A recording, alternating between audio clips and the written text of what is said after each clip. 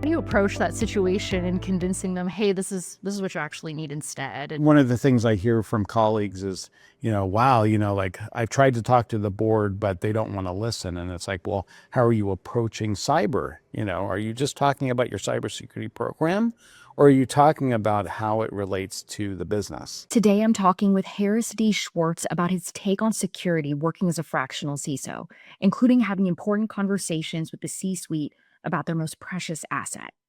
Half the organizations I talk to have no idea what kind of data they have and whether it's sensitive data, protected data, et cetera. So really understanding the whole picture on data. After getting his start at Earthlink in the 90s, Schwartz's career took off. And 35 years later, he still has plenty of cyber wisdom to share. I think that the way AI has come to the market has been very chaotic. I think a lot of companies are pushing their products out very quickly, which in turn is causing a lot of cybersecurity issues, risk issues, trust issues. I think that normally security teams are not as nimble. They need to be, especially with AI and AI threats and things like that, and even just with products itself. A lot of companies don't have safeguards in place. So there's this constant, threat or constant change to cybersecurity because of AI. how do you see autonomous or agentic AI changing the threat landscape, especially as it's making more decisions in the background? Yeah, which is actually a great point because, the big thing with agentic AI and AI agents as well, they have the ability to essentially make decisions on their own, make changes to your environment. We've seen some downfalls with that recently. I think that some companies are realizing that laying off employees was not the right decision because you're still going to need humans for oversight with AI. You still need to have AI, being checked and watched by a human being. I think a lot of companies are finding that. That also comes down to, proper governance, proper guardrails or safeguards to ensure that, AI is working in a trustful way. It's not going off and doing bad things or, going off and deleting everybody's email. So, I think that that's going to be very important as well. Where do you see the biggest supply chain gaps right now? I mentioned in my notes here, there's software vendors, OT, IoT. Do you think it's one of those, or is it something else entirely? So it's interesting that you mentioned supply chain because all of the examples that you had provided, they're all still problems within supply chain. But I think the number one, and I don't know why companies are still not addressing it, is third party risk.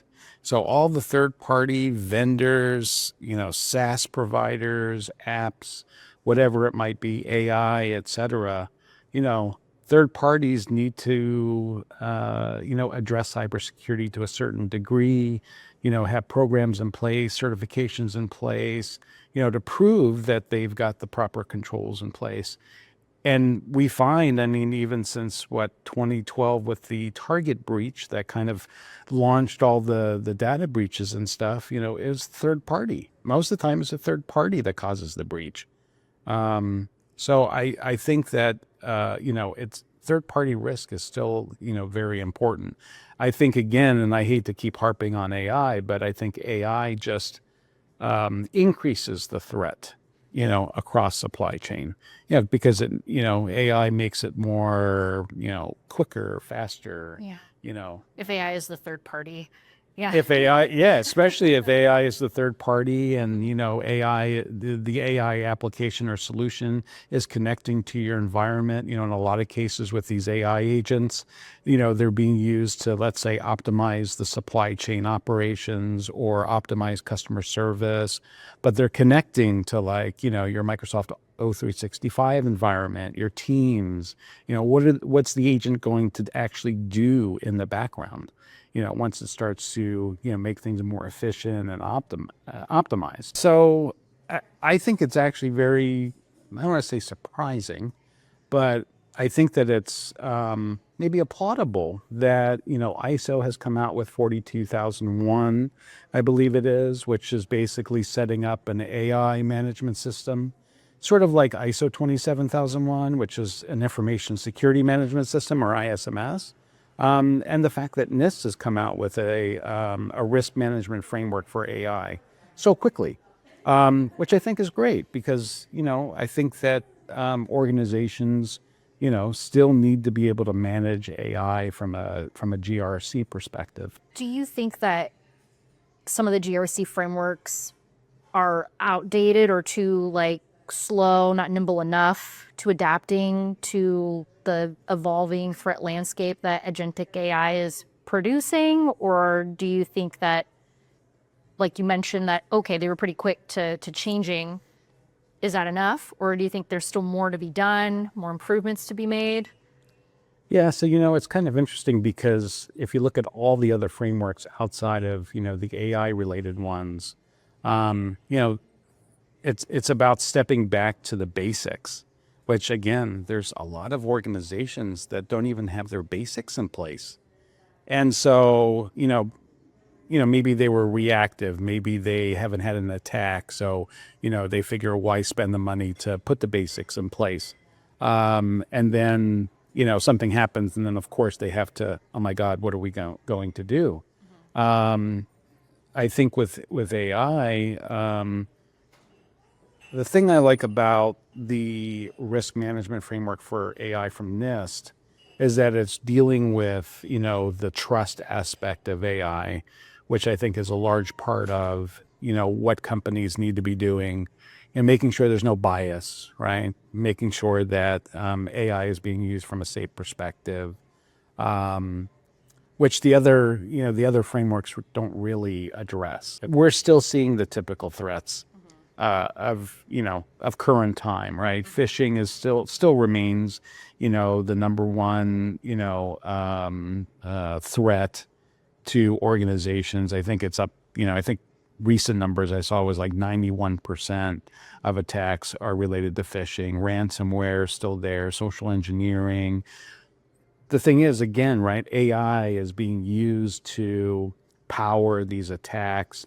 Attacks are happening in milliseconds now, not minutes. So, whereas before, like a security operations center or an XDR provider would say, our mean time to detect is, we're the best in the industry, 3 minutes.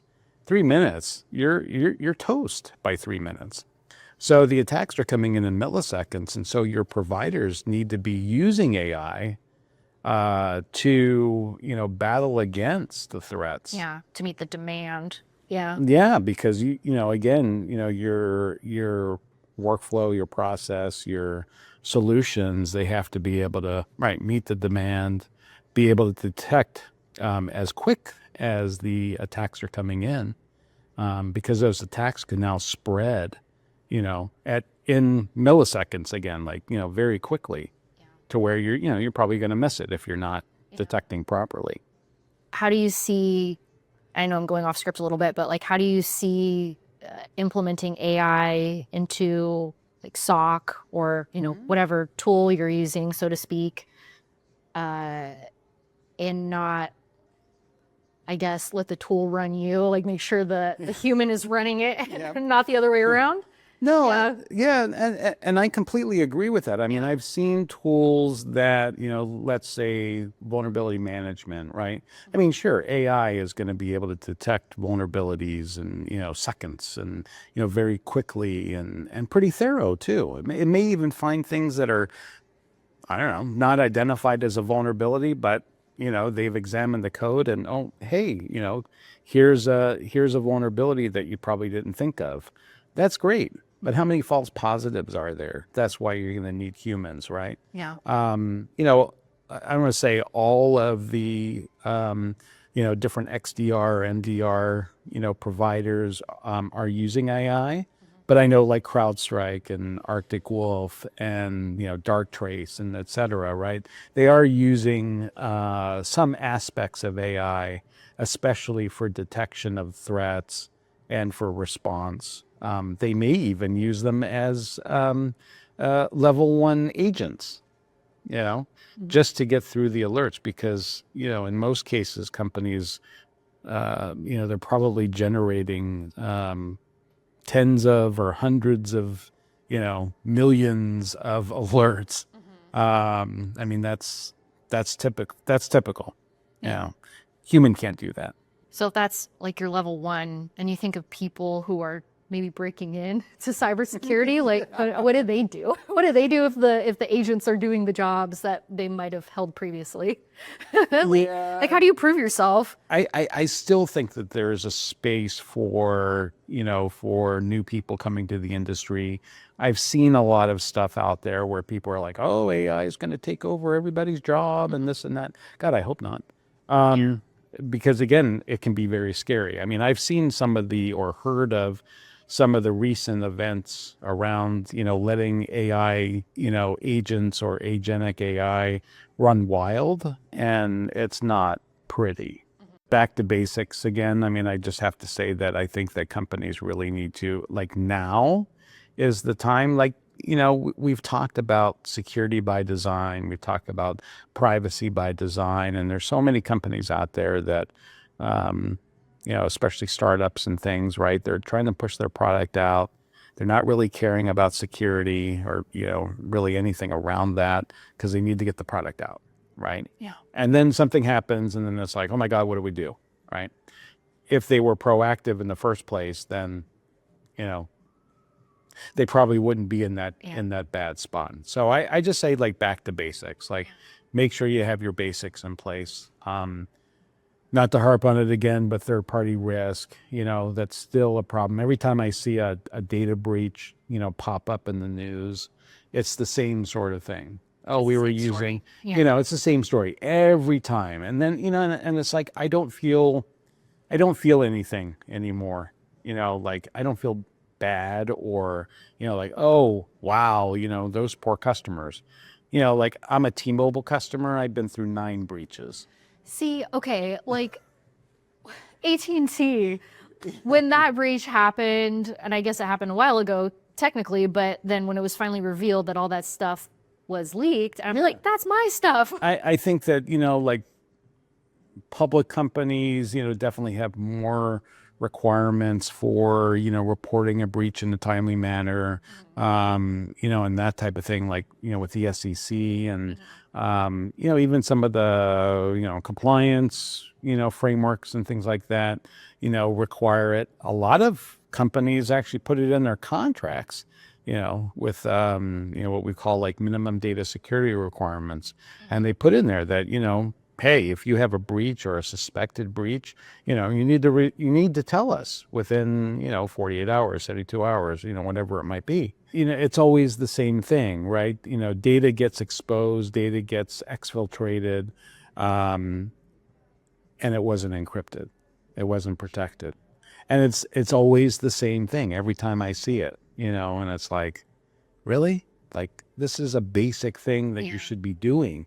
Like, it shouldn't matter what scenario you're in, startup, enterprise, mid-market, whatever, right? You should protect your data, like that's just the bottom line. The other thing is, and again, sort of the move from being reactive to proactive. Yeah. We've been talking about this for years. And there's still organizations out there that are reactive, because, oh, I haven't been attacked. So, why do I need to spend the extra money to be proactive? Yeah. But I think the move now is, becoming more proactive and even predictive.